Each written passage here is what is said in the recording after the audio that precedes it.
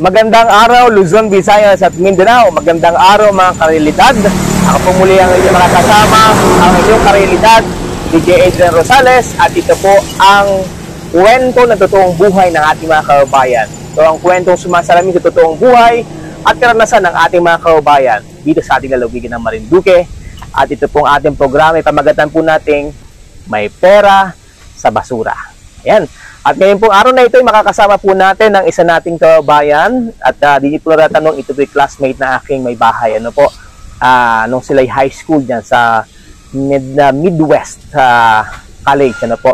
At ngayon ay ating makakasama ang ating isang negosyante, ano po, na maghahayag o magbabahagi ng kanyang totoong buhay kung paano po nagsimula at kung paano po nagtagumpay po sila sa kanilang pang-araw-araw na buhay at sa kanilang negosyo na ngayon ay kanila pong pinatatakbo o negosyo na kanilang ikinabubuhay dito po sa bayan po ng Gasan. Ayan.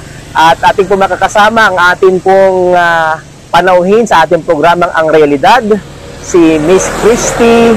Ayan. Ano pinado nga na buong apelyido mo? Siguro ikaw na magpakilala ng buong pangalan mo. Okay po. Ako po ang totoong pangalan ay Maria Cristina Isuli Rosales. Oh, Isuli o Isuli? Isuli. Isuli, ayan. Kasi yung mga Isuli eh. No? Isuli. Ayan.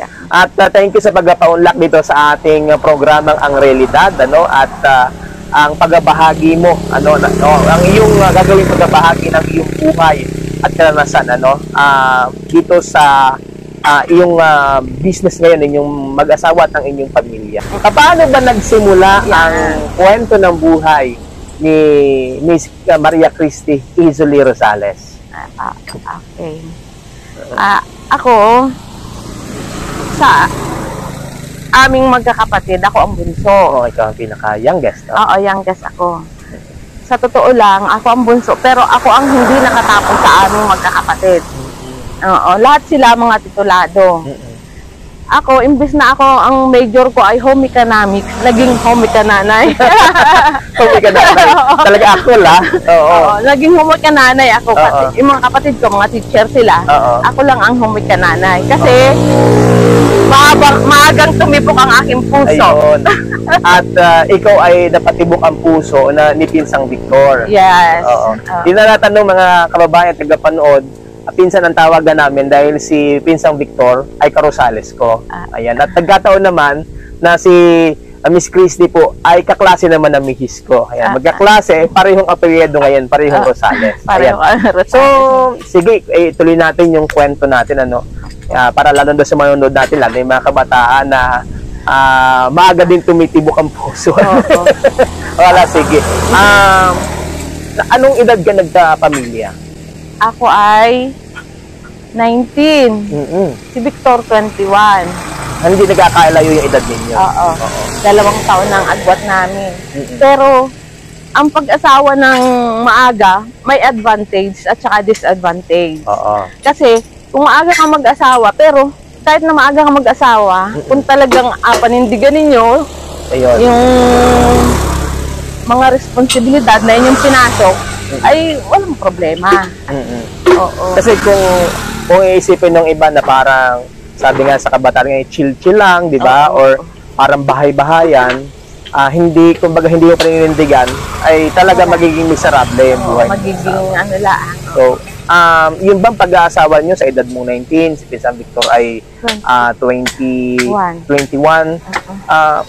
nag-usap ba kayo o nagplano ba kayo? Ano bang gagawin ninyo pag pumasok nyo sa buhay na may asawa? Parang, wala parang kasi noon talagang nag-aaral ako, nagkakilala kami niyan sa kabila, sa Valenzuela. Ay di siyempre, ayaw pa akong pag-asawahin ng mga pinauwi ako dito, nag-aaral ako dito. Tapos kung sumunod si Pinsang Victor? Dito na kami dito, hindi na ako nakatapos nag-aasawa na kaming dalawa. Tapos yun. Kinasal ba kagad kayo or bago kayo kinasal nagsama muna kayo? Kinasal kami.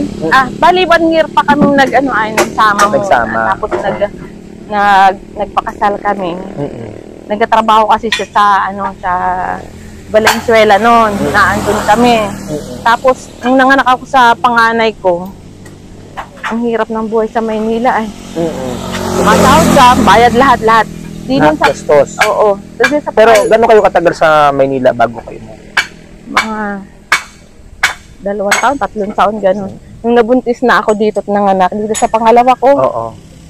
di sabi ko, hindi na ako masama. Ayoko na, dito na ako. So parang nag-decide ka na dito na lang sa Oo, dito na lang ako sa probinsya.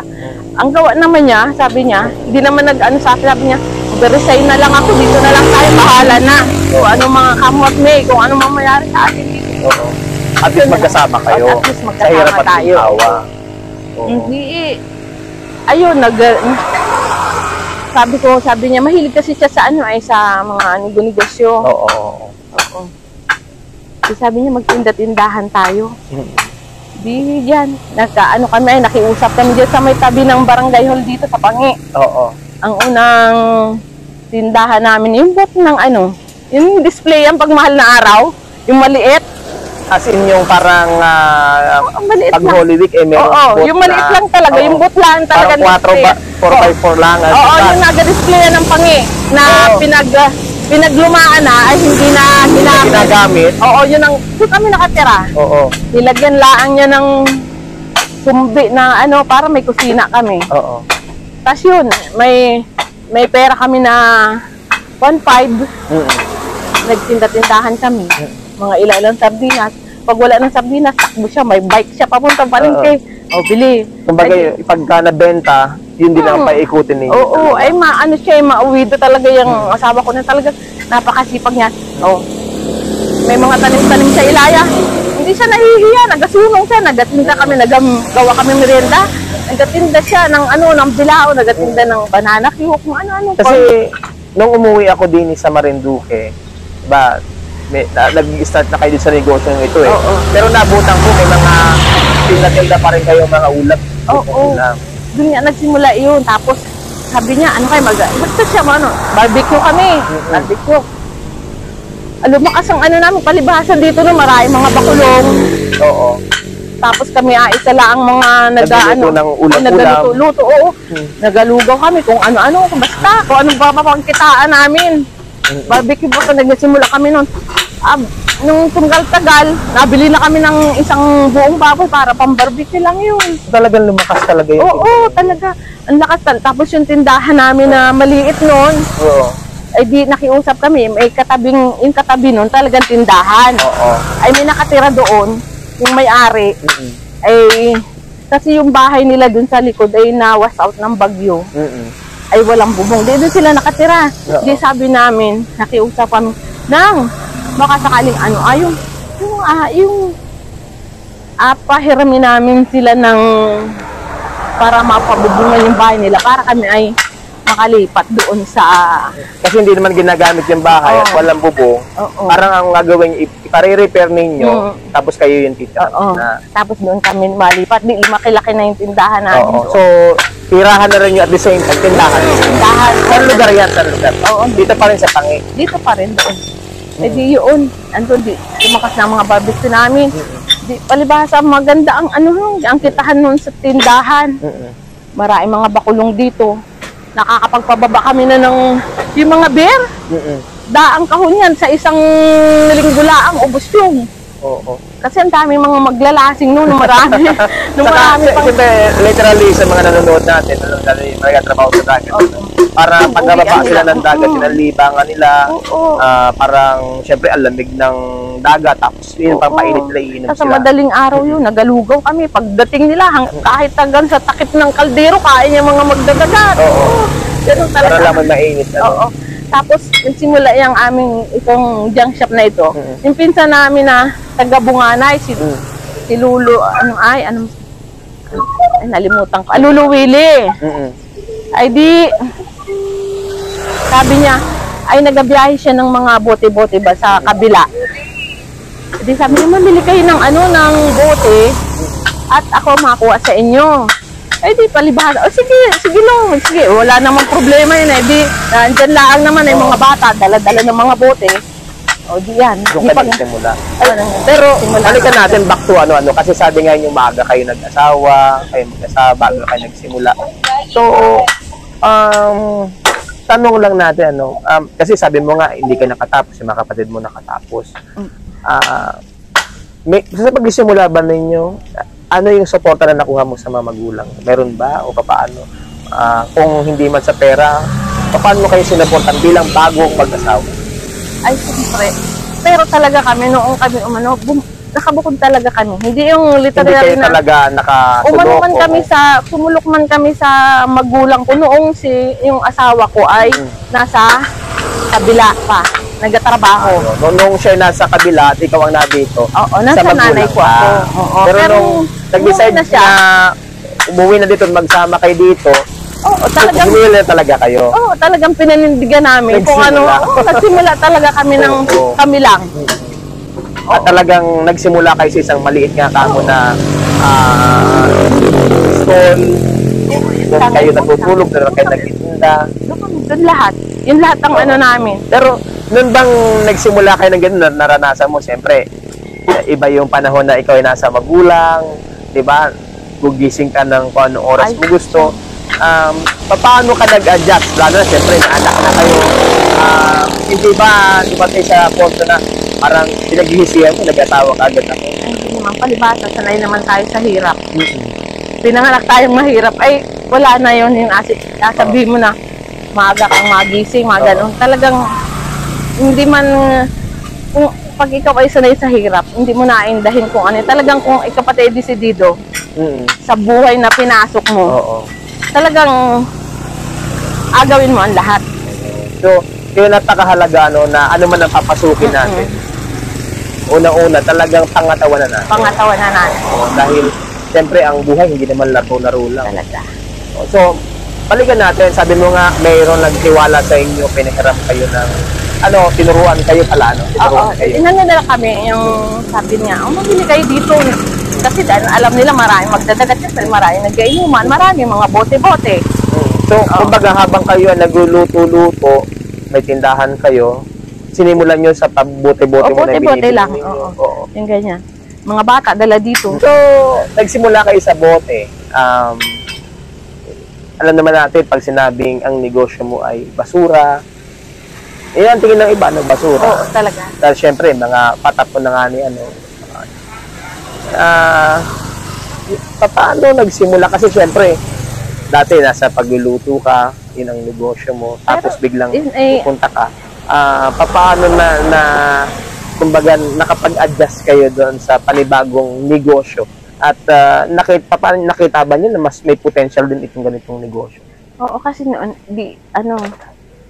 palibasa, nakakakilala na kami ng mga tao na gano'n. Parang may nag-ano sa amin na, ba't hindi din kayo mamili ng mga, alam mo, yung mga na biyahe sa Sa kabila. Sa kabila. Yung may driver kaming nakilala na bumili sa amin na sabi niya, ang ganda ng kitaan dun sa kabila ng ng junk shop. Oo, ng junk shop. Mamili din kayo ng ng mga plastic, bakal, kung ano-ano. O di siya ay driver ng trucking. Sabi niya, di pag marami na, sabihin niyo sa akin.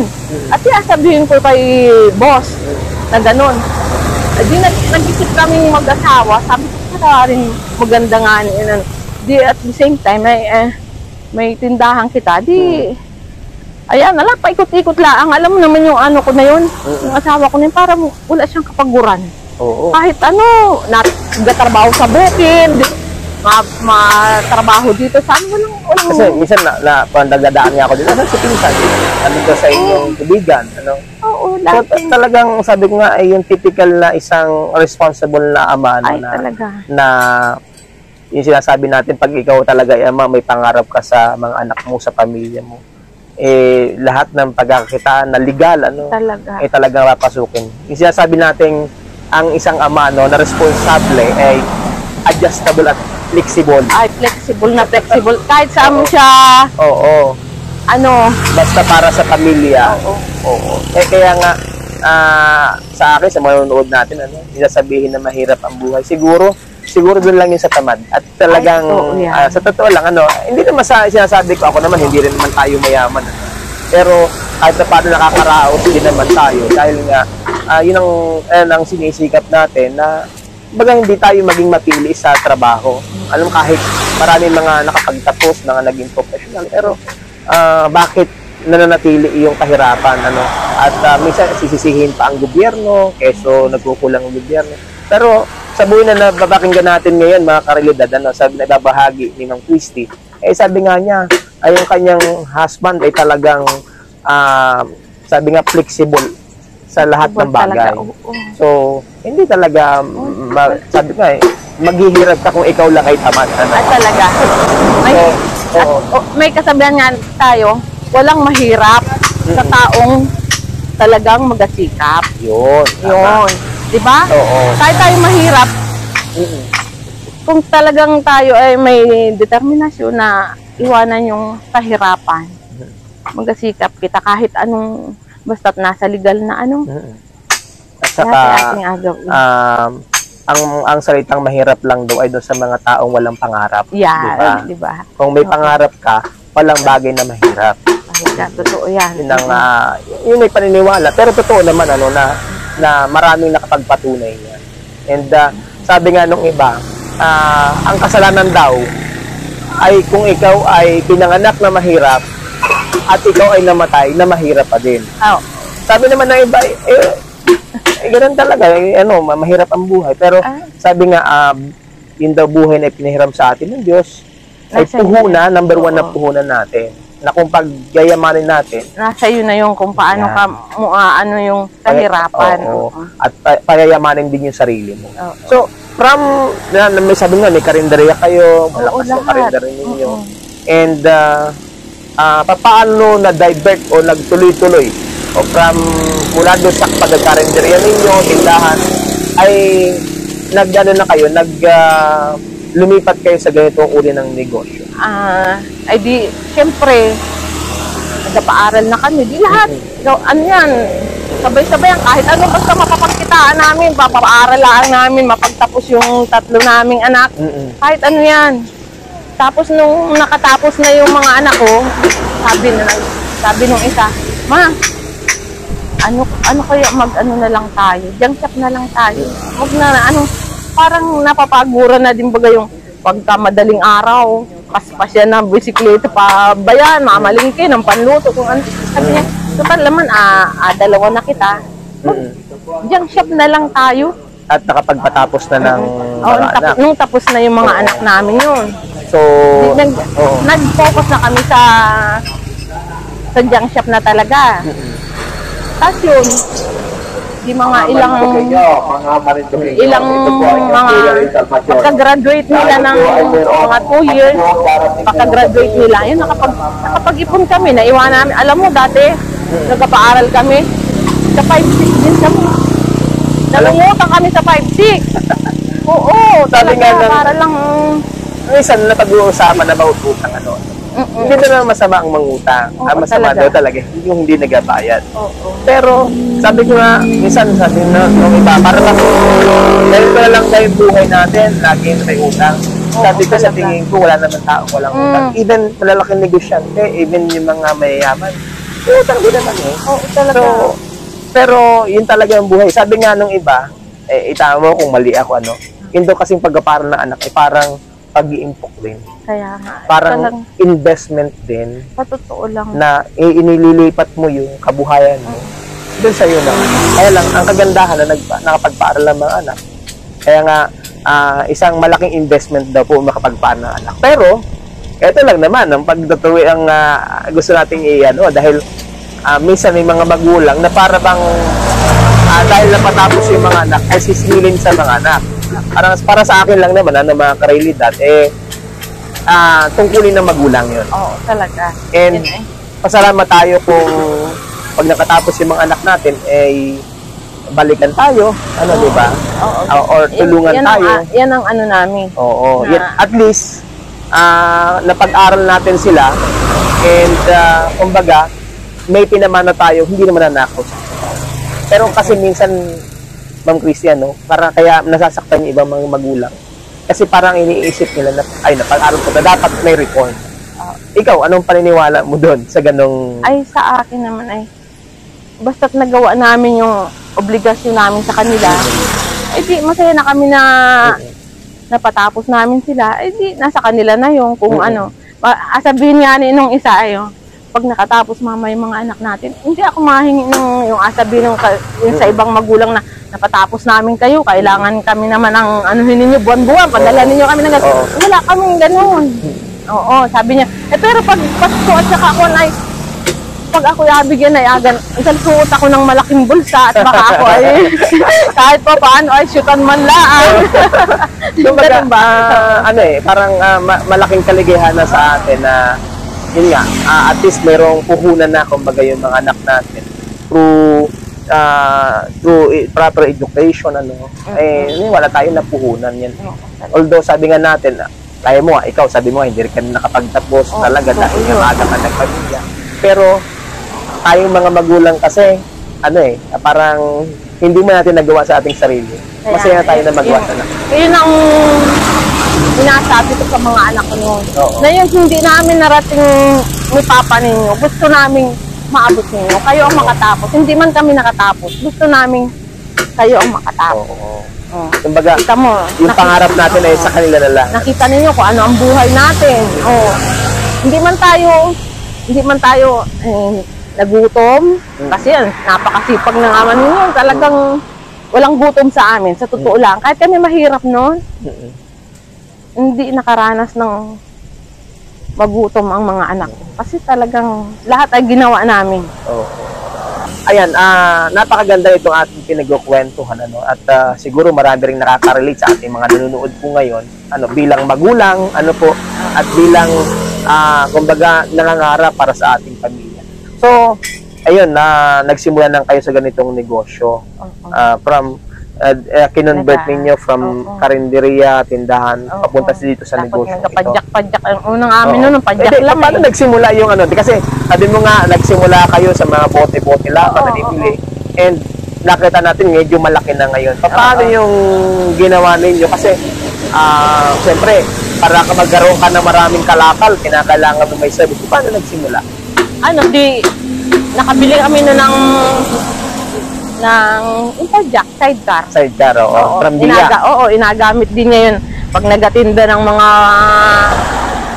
banana queue, pamalengke namin, di may sidecar kami. Yun ang ginamit namin ng ng pamimili ng mga kalakal. Sa palipaligid. Pag mahal na araw, sabi ko, anak, itong trabaho natin na ito ang huwag ninyong akahiya. Kasi ito ay malinis na trabaho. Madumi man tingnan, minsan yung kalakal, pero napakalinis at napakarangal na trabaho. Pag mahal na araw, alam mo, ang gawa namin yan. Pag may posisyon, nanonood kami yan. Pagbalik namin, alam mo, ang dala namin. Namumulot kami, naglalakad talaga kami pa uwi. Napulot namin yan, yung mga anak ko kasama ko. Yung mga plastic bottle. Pag uwi namin, may dala kaming kalakal. Galing kami sa panood sa bayan. At least, may kita pa kayo pag uwi ninyo. Di ba? Kahit yung mga anak ko, malalaki na yan. Good ang sakong yan, sa bayan, namumulot. Namumulot sila. Alam mo, Ma'am Chris, napakaganda ng pinamulat mo sa mga anak mo. Kasi, maraming mga anak na para bang inakahiya. Pero, yun yung sinasabi mo nga na mismo yung mga anak mo ay naiintindihan yung buhay, nakakatuwa, na yung pagiging responsable ng mga bata. Kasi marami ngayon yung sila lahat natin mga kabataan, correct me if I'm wrong, pero minsan para bang hiyang-hiya kayo na nakikita kayo ay yung tatay nyo, yung tatay ninyo ay madumi, madungis, di ba? Or namumulot, kumbaga, ay parang parang nakakahiya naman si tatay, ang dugyot-dugyot mo na, Pero, kaya nga minsan sinasabi ko sa mga anak ko rin, ng Christina, maging magulang din kasi kayo. Ang isang magulang kasi walang inisip yan, para sa kanyang mga anak. Hindi niya iniisip kung madumi ba yung kanyang trabaho. Basta alam niya marangal at ikabubuhay ng pamilya ay hindi niya ikakahiya. At nakakatuwa na yung mga anak may na-adapt yung ganong paniniwala sa buhay. Ayun, sila katuwang na ninyo. So talagang nasasabi pala natin itong business niyo, family business. Oo, ganun na nga, ganun. Di na, nung nag-pandemic, hindi sa kabila sila nagtrabaho. Sabi, na ano din nila na bayad ng Lahat, diba? Lahat bayad, kahit sila nag-opisina. Yung bunso ko nga, nag-opisina yun sa sa MOA, sa Conrad Hotel. 5 years yun na doon, na regular. Oo. Umayaw siya, ayaw ko ng mama dito. Palibhasa, namulat sila sa business. Yun, gusto nila walang amo.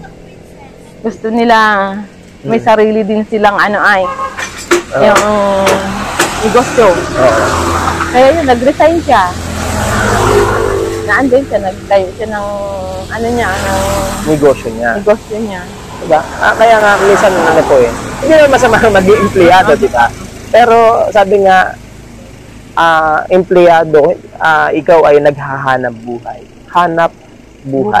Hanap buhay. Diba?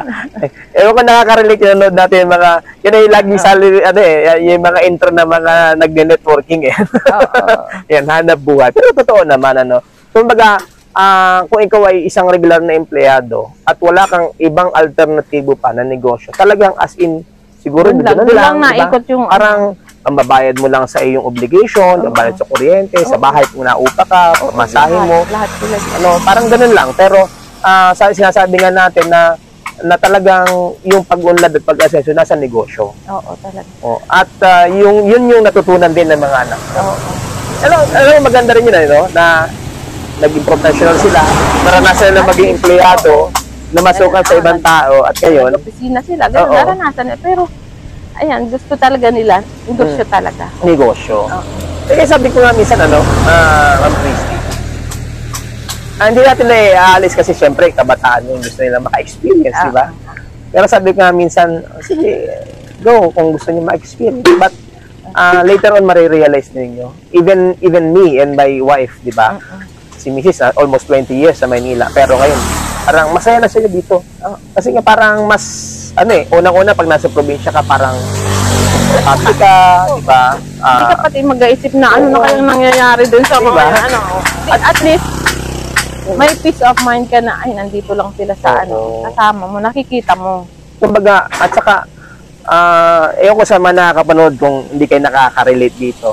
Alam ba, nakakapagod yung routine ng buhay din, sa lungsod, na parang gigising ka ng 4, aalis ka ng 5, kasi ang pasok mo is 7, nakikipagtakbuhan ka, makikipaggawan ka. Diba? Dahil ang haba ng traffic, punuan ng masasakyan, diba? Dadating pa to the point na dadating pa yung halos makipagbalyahan ka. Then, out ka ng 5, baka kauwi ka ng 9 or 10. Diba? Tapos parang ang mangyayari sa iyo, kakain ka natutulog, parang nagpalipas ka lang ng oras sa bahay mo, nagbihis ka lang, alis ka na naman. Unlike dito, minsan parang kasama yung pamilya mo. Hindi man ganun. Sabi natin na kung ikaw empleyado lang hindi ka naging negosyo, mas maliit kumbaga yung provincial rate. Pero at least kasama yung pamilya mo. Tama yung sabi mo, may peace of mind. At saka, sabi nga anak ko, mama, tinan mo, akitahin ko ba ito daw? Makakabili ba ako ng mga ganito? Kung ako ay naandun sa kabila. Kasi mahilig talaga yung bunso ko na yun sa mga negosyo din, kahit yung mga piso wifi niya, kung mga bendo, kung basta, kasi kung ano lahat na andin niya.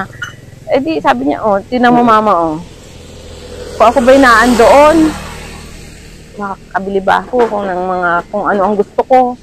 At the same time, yung negosyo, yung mga equipment, Ma'am Christy, i-consider na din na investment.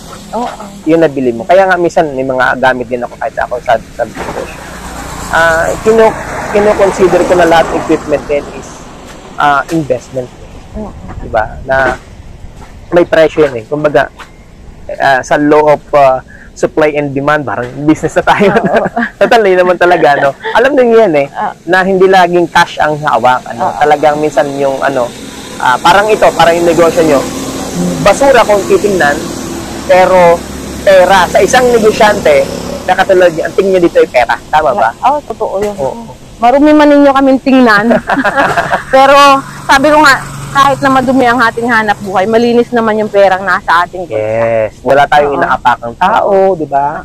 At talagang malinis na, madumi kung titingnan yung ating talaga. kamay, pero madumi talaga. As in talagang madumi.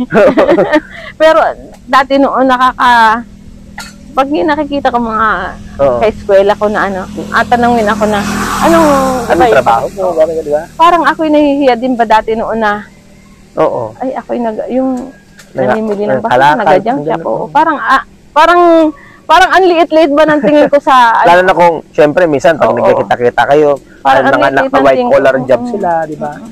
Pero na-realize ko na, ang dami kong nakikita na, tapos silang lahat. Pero, kahit pa paano, kung ay... Nakakaraos ako kaysa sa nila. Diba? Although, hindi naman na ini-small natin yung pag kaya sabi nga natin, puhunan yan na hindi mananakaw kamana. Pero, syempre, kahit siguro professional kita, pero wala kitang source ng kabuhayan, di ba? And, sabi nga, yung negosyo is, yan yung sinasabi natin na, isang investment, lalo na kung yung unique yung negosyo mo, di ba? Oo, ay talagang pang long term ang pinag-uusapan natin dito. Di ba? Ang slogan ko nga dun sa aking truck, habang may basura, may pag-asa. Di ba? Kala ko habang may basura, mayroon akong pera. Di ba may pag-asa? May pag-asa tayong kahit pa paano, mga tayo ng sa buhay. Pero pag-usapan natin, yung sa puhunan ba, nagsimula kayo sabi nga bote-bote, pero yung typical kasi syempre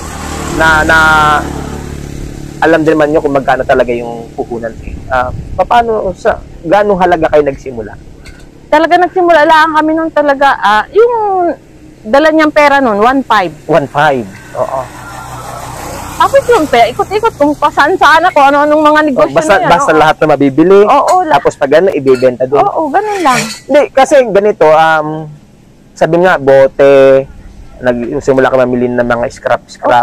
Kayo ninyo dinadala dati kasi before, sabi nga, before na may nag-alok sa inyo ng tracking, na ibabiyahe, meron kayo pinapasukan muna dito. Ay, yun lang, wala talaga.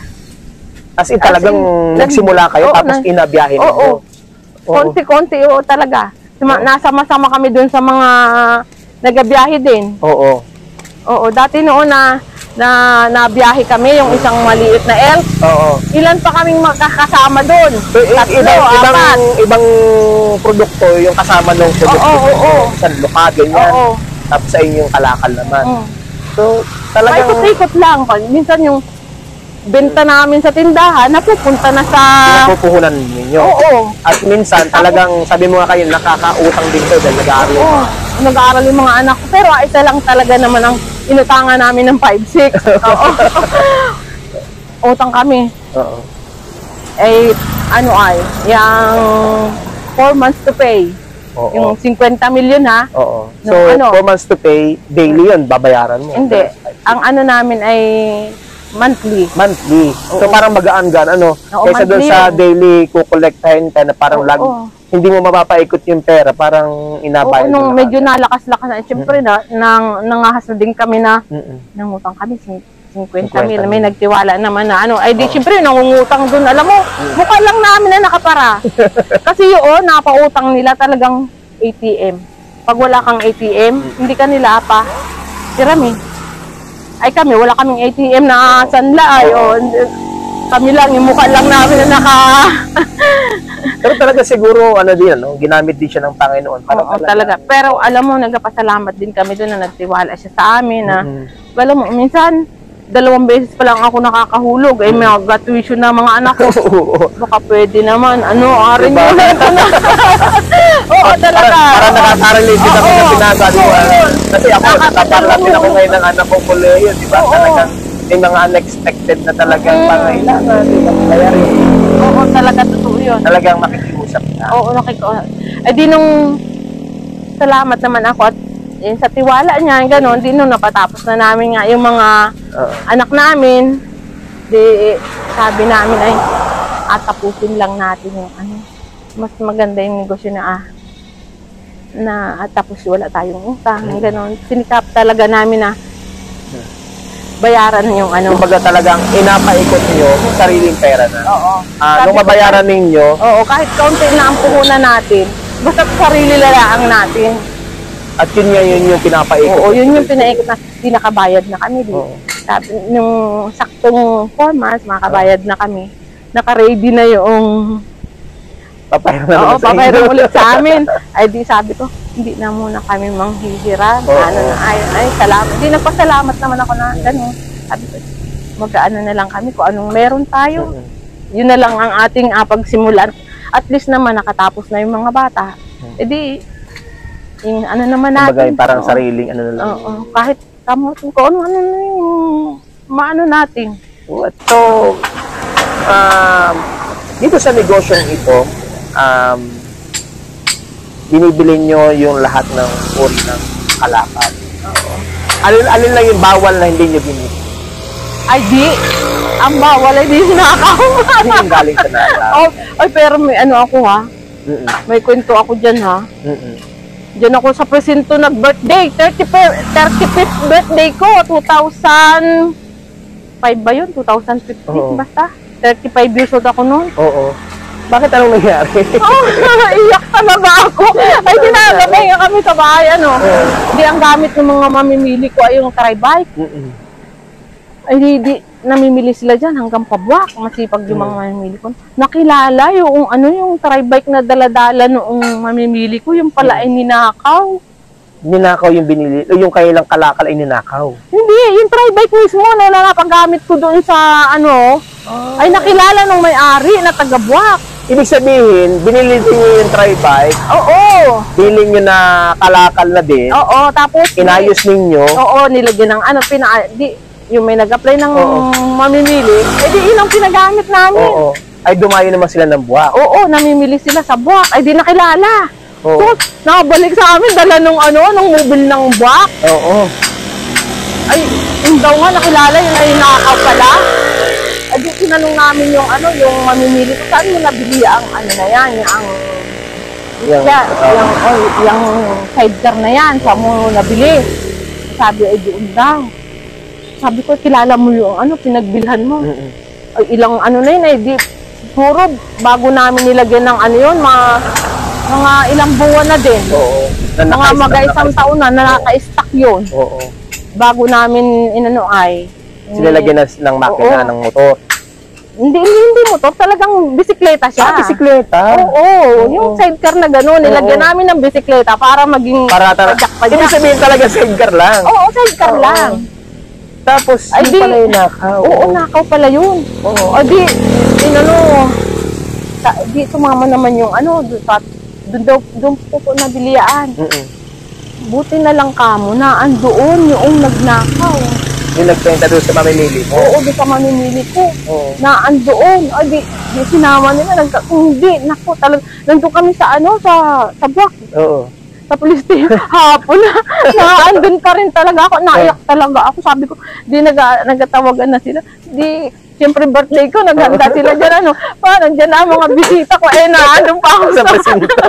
sa presinto. Oo. Oo, ay di maaanhon ako ng anti-fencing. Ay, wala namang kaso doon sa ano, doon sa nanakawan kasi naibalik na yung ano. Buti ka mo talaga nagkataon na umuwi galing Maynila yung nagnakaw.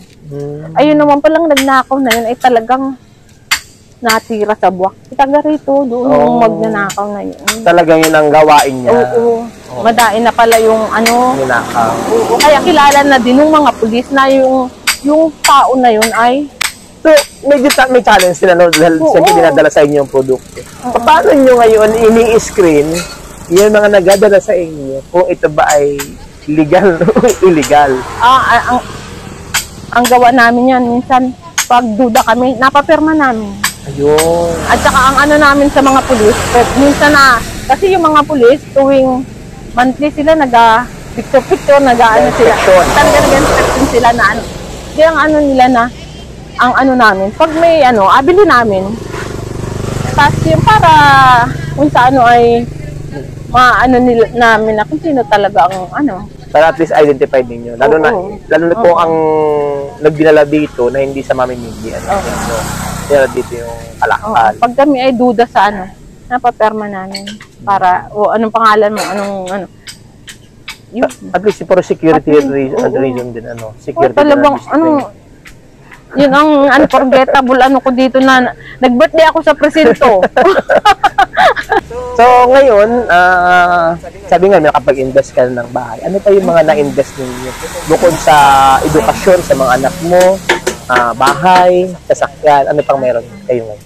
Yung lupa ngayon, gano'n. Tapos yung mga sasakyan namin pulok, may mga motor kami. Ilan yung motor namin na naipunta din yan? 7 baga, 8, yun.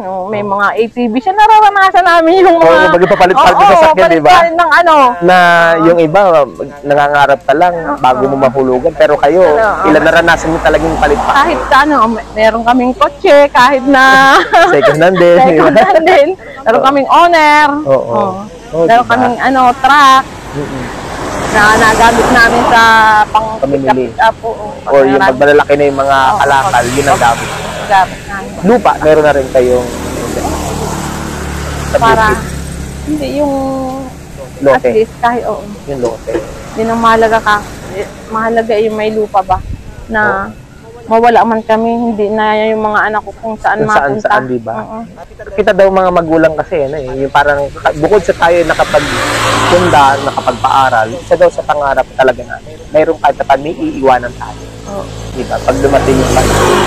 Kaya nga sabi ko dun sa isa, tama na, huwag ka nang magpapagawa ng mga sasakyan. Tama na kung ano yung naandyan. Sabi ko, mag-ipon naman tayo ay sa yung ako nga ang next natin, ang kapag-ipunan naman natin yung kapag tanda natin. Baga yung insurance. And siyempre, ngayon kumbaga nakapag-paral na kayo, meron na kayong sarili na tinitirhan, and yun naman, tama nga naman yung pagtanda naman sabi ko doon naman tayo tama na ka, kuya. Ikaw naman yan, anong hilig mo ka akong magpapagawa ng mga may mga sasakyan ka, pero hindi mo naman inagamit ka ako. Ang gusto mo lang ang laging gamitin yung motor mong bulok. may bago ko namang mga motor diyan, ayaw mo naman, gusto mo yung lang talaga. Ako sabi niya, ko naman, magkakutsi ako pag ulan ng ng kalabaw naman. So, anin mo ka ako yan. Napakaganda, sa mga tagapanood natin. Wala sa wala, diba? Hindi man sabi nga ni Kung Christy, hindi naman sila mayaman. Pero, masasabi mo ba na naabot mo na yung pangarap? Oo naman. Kahit hindi hindi naman ako naghahangad ng mayaman ako. Pero at least, nakakaraos ako na nabibili ko pa yung gusto ko. Naranasan ko yung kahit pa paano yung pagang napangarap ko na parang ang sarap matulog ng malamig ng kwarto, yung gano'n. Aircon. Oo, yung gano'n. Kahit pa paano, naranasan ko. Na pinangarap mo na ikaw ay hindi nangangamuhan, di ba? Sarili mo, wala kang... At saka, syempre... Hawak ng oras mo, kung ano yun. Yun yung isa sa pinaka... Kasi ako, naranasan ko din, Ma'am Christy, tayo naging empleyado din. Talagang, hindi pa sinasabi na masama maging empleyado, pero kung kaya mo at mangangarap ka, mas maganda yung ikaw yung ikaw yung amo o ikaw yung may negosyo. Kasi sabi nga ng marami ng mga expert ng business expert ay talaga ang pera ay nasa negosyo. Totoo yun. So, itong mga tinanim, balikan natin yung sa tinanim. Ito ba ay paano nyo ito napapaikot? Kasi may mga negosyo na tawag namin fast break, yung mabilisan. Ito ba may ganun din na hindi na nai-stock talaga?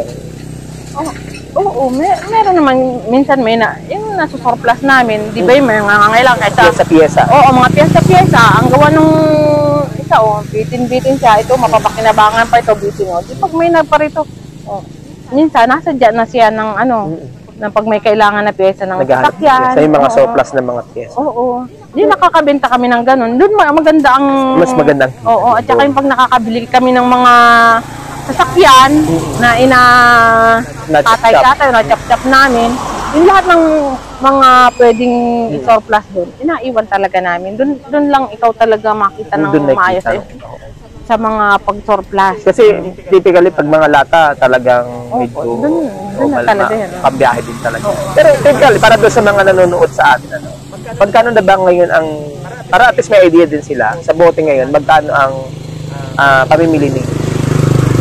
Mga sa emperador, mga piso, gin, piso. Kumbaga yun ay, linisin pa o malinis? Kumbaga, pag malinis na, dinala sa inyo. Okay. Basta yun na talaga yung price. Bote piso yung sa gin, sa emperador.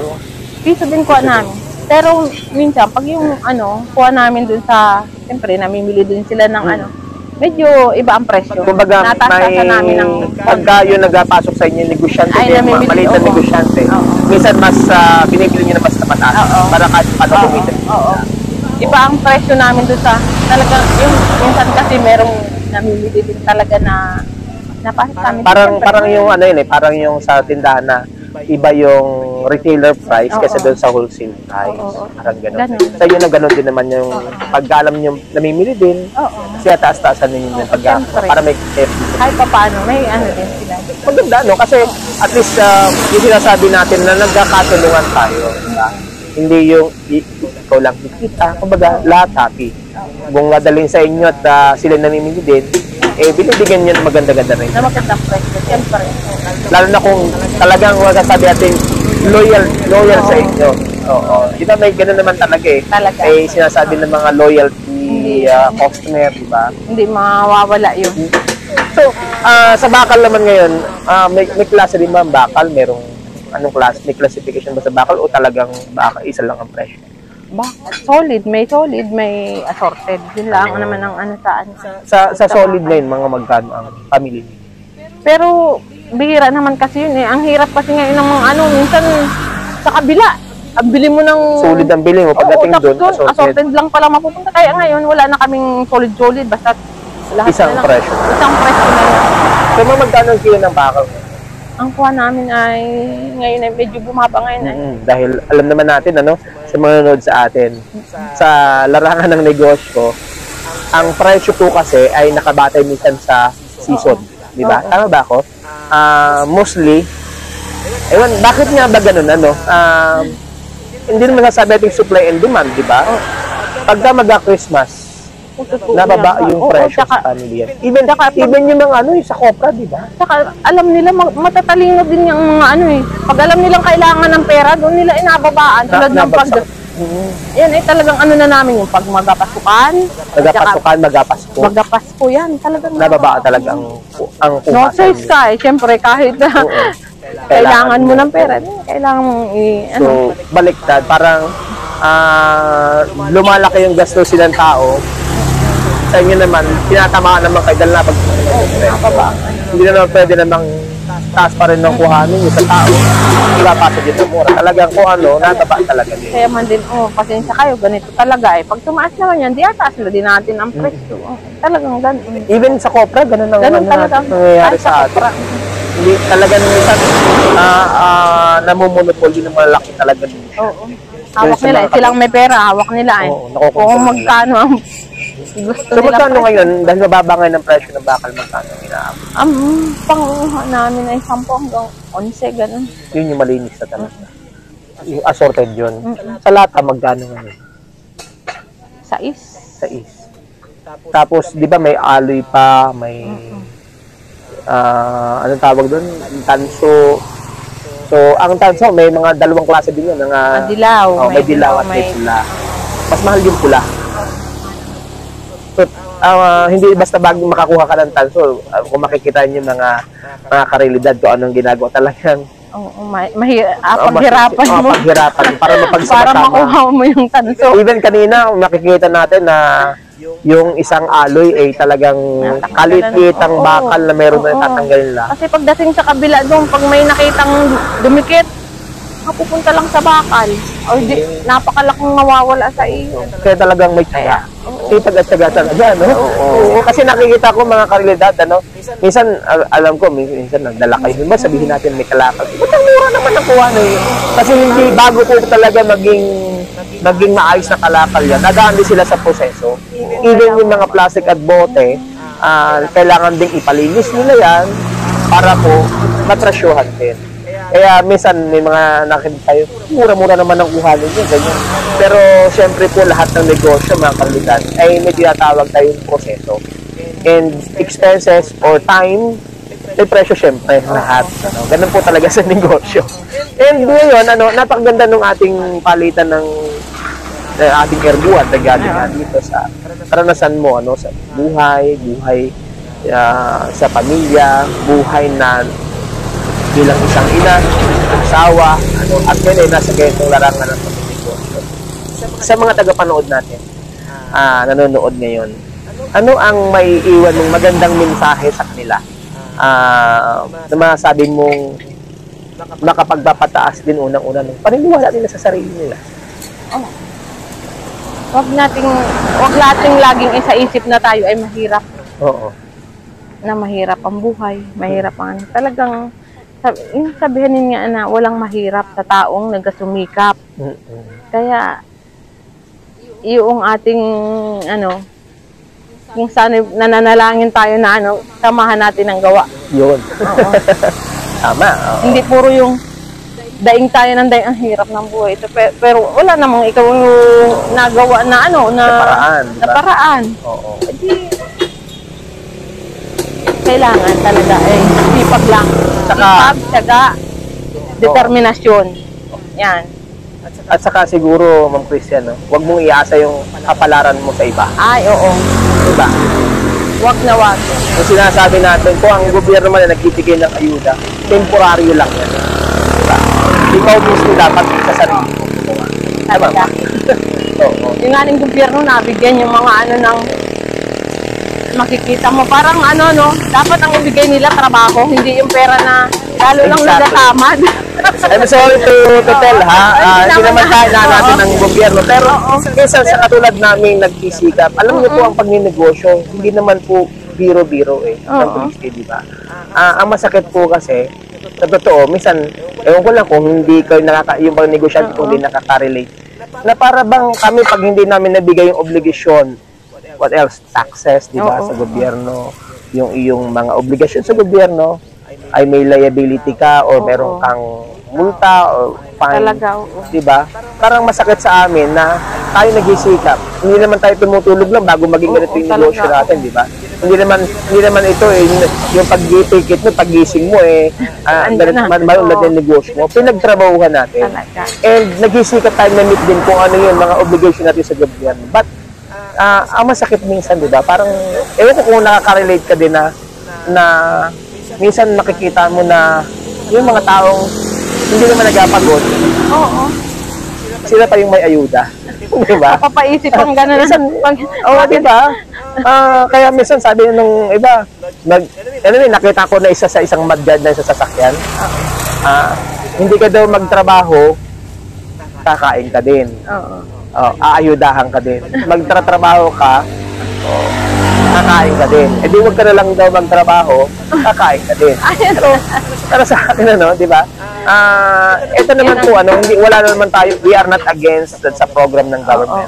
But, tama yung sabi mo, mas maganda kung ibigay ay trabaho. Trabaho talaga. Di ba? Trabaho. At least, sabi mo parang sa inyo na, hindi lang kayo natutulungan, even the other people natutulungan din ng ganitong negosyo, di ba? Yun yung sana mas timbang din ng ating pamahalaan na mas maganda kaysa ibigay ay isda ay yung panghuli ng isda. Turuang manghuli, Yes, oo.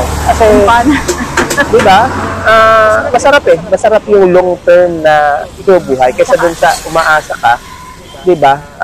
Sa bigay ng iba. Sabi nga ng iba, mas masarap daw yung ikaw ang nagbibigay kaysa ikaw ang totoo. Pinabigyan. So, yan naman ang mensahe mo sa iyong mga anak na ngayon nakita mo naman yung successful na rin nila, ang katuwang mo na rin sila ngayon. Ano naman ang mensahe mo para sa kanila? Yan talaga ang pagsikapan nilang ano na ipagpatuloy nila kasi yan ang may pamana din namin na hanap buhay. Na Kaya, makatutulong din sa kanila. makatulong sa kanila. Saka yun nga sinasabi ko rin ng teacher. Sana, pag nalasakitan, yung word na pagmamalasakit. Ang malasakit talaga. Oo. Yung kasi minsan yung mga negosyo na nalulungkot tayo na successful tapos bigla malalamat yung bagsak. Dahil ang mga anak na nagamanis. Kasi ang nagiging kulang yung word na pagmamalasakit. Malasakit. Pinaghirapan ng magulang, dugutawis ang sinimulan. Pero minsan bumabagsak kasi nawawala yung malasakit. So, sana ganun din yung gawin ng iba na, lalo na yung mga anak na pahalagahan yung pinagsimulan ng mga magulang. Kaya ngayon, na-training naman din. Ayun, yan, tinan mo yung anak ko na yan. Sige, ang baklas niya dyan. Talagang... Diba? At least sarili niya rin yung time niya. Kaya, yan ang ina-training ni Papa niya na ikaw ang mamahala dito ng ano yan, pag kami ay kumbaga ma-adapt din niya yung maging duplicate siya nung kanyang kaya ngayon dati ako nasama sa pa-make-up lahat yan sama ako sa truck, pick up kami ngayon anak ikaw na ang ikaw na ang kasama para ikaw na din ang makikilala na na siya nasa doon sa negosyo. Para maalaman mo pati. Yung pasikot-sikot. Yung pasikot-sikot ng ano. Ngayon, sinama ko din sila yun. Tsaka yung manugang ko, sinama ko sila nga sa pagbiyahe. Ngayon, sa kabila, sa kabila. Para alam nila kung paano ang ano doon. Ang transaksyon. Transaksyon. Kasi ngayon, sila na ang nasama sa biyahe. In double purpose, kung mamimili na sila, pwede na sila. Yun kasi yung typical na para hindi masasayang talaga. Alam na rin nila. Yun ang nakakatuwa, Ma'am Cristiano, na ideally, kaya yung pamilya talagang, ito yung family business talaga ito yung napaisip. And doon sa mga nanood natin, na gusto, baka naghahanap ng pyesa, baka naghahanap ng mamimili ng mga kalakal, baka may mga kalakal sila. Baka may kalakal kayo yan. Saan matatagpuan ang inyong shop, ang inyong junk shop? Dito lang kami sa Pangi. Malapit sa, kung way kayo galing Buenavista, pagkalipas ng Luxor. Malapit sa may Luxor. And after ng Barangay Hall? Oo. Pag gawing galing ng Buwak? Galing Buwak. Right side. Right side kayo? Isa naman kami dito sa sa Pangi dito. Oo. Na may junk shop. Baka meron kayong mga abentang mga kalakal. Oo, kahit anong kalakal, willing kaming mag-pick up. Oo. Mga sirang sasakyan, binibili din ninyo. Nabili kami ng mga sirang sasakyan. Lahat ng mga scrap na, wag lang daw po nakaw ha. Oo. Wag lang po nakaw, delikado. Baka yung pasusunod na birthday ni Ma'am Christy. Unforgettable talaga yun. So, hanapin lang si Ma'am Christy and Sir Victor. Pero, ngayon, yung asawa ko talagang na andito lang. Yun siyang nakakaalam ng kung ano mga pyesa-pyesa ng mga kailangan. Mga sasakyan, mga surplus. Mga surplus. Pag may mga available naman, try lang kayo na hanapin. Anong pangalan nga ng business ninyo? Ito ay 3Case Junk Shop. 3Case Junk Shop. Ayan. Kasi ay tatlong case ko na yung mga anak ko, puro K. Tatlong anakis ng letter K lahat ang pangalan. So kaya 3Case Rosales Junk Shop. 3Case Rosales Junk Shop dito sa Barangay Pangi, sa bayan po ng Gasan. Ayan. So baka may gusto ka pang idagdag, may gusto kang i-shoutout o batiin through our program ng Realtor. Shoutout lahat sa mga mga magbabasura dyan.